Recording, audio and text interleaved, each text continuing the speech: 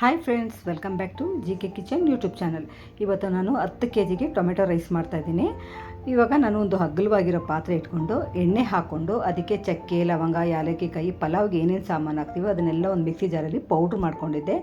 ಡೈರೆಕ್ಟಾಗಿ ಎಣ್ಣೆ ಕಾದಿದ ತಕ್ಷಣ ಅದಕ್ಕೆ ಆ ಪೌಡ್ರನ್ನ ಹಾಕಿ ಮಿಕ್ಸ್ ಮಾಡಿದ ತಕ್ಷಣ ಈರುಳ್ಳಿನೂ ಅಷ್ಟೇ ಉದ್ದುದ್ದಕ್ಕೆ ಹಚ್ಕೊಂಡಿದ್ದೆ. ಅದನ್ನು ಅಷ್ಟೇ ಸ್ವಲ್ಪ ಕಲರ್ ಚೇಂಜ್ ಆಗೋವರೆಗೂ ಚೆನ್ನಾಗಿ ಫ್ರೈ ಮಾಡ್ಕೋಬೇಕು, ಒಳ್ಳೆ ಟೇಸ್ಟ್ ಬರುತ್ತೆ.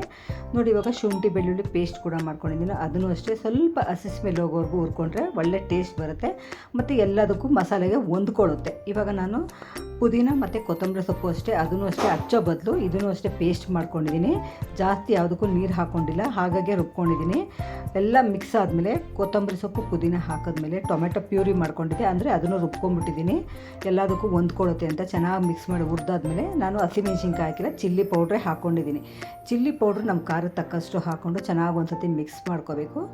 ಆಮೇಲೆ ಸ್ವಲ್ಪ ಅರಿಶಿನ ಹಾಕ್ಕೊಂಡೆ. ಅರಿಶಿನ ಹಾಕ್ಕೊಂಡು ಅದು ಅಷ್ಟೇ ಚೆನ್ನಾಗಿ ಫ್ರೈ ಮಾಡಿದ್ಮೇಲೆ ನಾವು ಅಕ್ಕಿ ಎಷ್ಟು ಹಾಕ್ಕೊಳ್ತೀವಿ ಅಂತ ಮೆಜರ್ ಮಾಡಿಕೊಂಡು ಕಲ್ಲುಪ್ಪು ಕೂಡ ರುಚಿಗೆ ತಕ್ಕಷ್ಟು ಹಾಕ್ಕೊಂಡೆ. ನನಗೆ ಪುಡಿ ಉಪ್ಪು ಹಾಕಿದ್ರೆ ಅಷ್ಟು ಗೊತ್ತಾಗೋದಿಲ್ಲ, ಅದಕ್ಕೋಸ್ಕರ ಕಲ್ಲುಪ್ಪೆ ಹಾಕ್ಕೊಂಡು ಚೆನ್ನಾಗಿ ಒಂದು ಸತಿ ಮಿಕ್ಸ್ ಮಾಡಿ ಎಣ್ಣೆ ಜೊತೆಗೆ ಎಲ್ಲ ಹೊಂದ್ಕೊಂಡ್ಮೇಲೆ ನೋಡಿ ಈ ಥರ ಎಣ್ಣೆ ಎಲ್ಲ ಮೇಲೆ ಬರುತ್ತೆ. ಆವಾಗ ಚೆನ್ನಾಗಿ ಹುರಿದು ನಾವು ಅಕ್ಕಿ ತೊಗೊಳ್ತೀವಲ್ಲ, ಆವಾಗ 1:2 ಆ ಥರ ನಾವು ಅಳತೆ ಮಾಡಿ ನೀರು ಹಾಕ್ಕೊಂಡು ಅಲ್ಲಿವರೆಗೂ ಸ್ವಲ್ಪ ಮಸಾಲೆನ ಚೆನ್ನಾಗಿ ಹುರ್ಕೋಬೇಕು.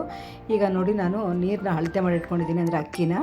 ಈಗ ಫಸ್ಟು ನಾನು ನೀರು ಹಾಕ್ಕೊಳ್ತಾ ಇದ್ದೀನಿ. ನೀರು ನಾನು 1:2 ಹಾಕ್ಕೊಂಡಿದ್ದೀನಿ. ನೀರು ಹಾಕ್ಕೊಂಡು ಚೆನ್ನಾಗಿ ಕುದೀತಿದ್ದಾಗ ರೈಸ್ ಕೂಡ ಹಾಕ್ಕೊಂಡಿದ್ದೀನಿ. ಇವಾಗ ನೋಡಿ, ತೊಳೆದು ಮೊದಲೇ ನೀರನ್ನೆಲ್ಲ ಸೋರಿಸಿ ಇಟ್ಕೊಂಡ್ಬಿಟ್ಟಿದ್ದೀನಿ. ಆವಾಗ ನೀರು ಸ್ವಲ್ಪ ಜಾಸ್ತಿ ಆಗಿಬಿಡುತ್ತೆ ಅಂತ ಸೋರಿಸಿ ಇಟ್ಕೊಂಡ್ರೆ ಕರೆಕ್ಟಾಗಿ ಆಗುತ್ತೆ. ಚೆನ್ನಾಗಿ ಒಂದು ಸತಿ ಮಿಕ್ಸ್ ಮಾಡಿ ಎಲ್ಲ ಬೇಯೋವರೆಗೂ ನೋಡಿ ಕೆಳಗಡೆಯಿಂದ ಮೇಲಕ್ಕೆ ಮಿಕ್ಸ್ ಮಾಡಬೇಕು, ಯಾಕಂದರೆ ತಳ ಹತ್ಬಿಡುತ್ತೆ.